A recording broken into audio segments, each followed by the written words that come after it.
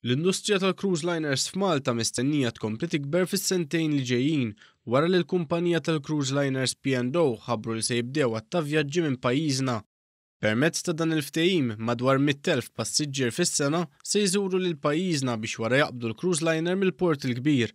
Dan ifisser li bosta turisti se jesperjenzaw lil pajjiżna ħafna iktar minn meta jaslu bi cruisliners li ma jitilqux minn Malta. Il-benefiċċju ekonomiku minn dan il-ftehim mistenni jkun sostanzjali b'mod partikolari għas-settur tat trasport. Il-Ministru tat-Turiżmu Konrad Mizzi saħaq li l-Gvern qed iħares għal titjib fil-Port tal-Belt Valletta.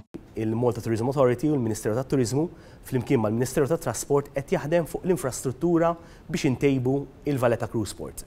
U bħalissa qegħdin f'diskussjonijiet mal-terminal biex nespandu P&O 4 and 5. Huwa kompla jisħaq li din il-ħidma tkompli żżomm il-Port il-Kbir bħala wieħed kompetittiv u mfittex fil-Mediterran.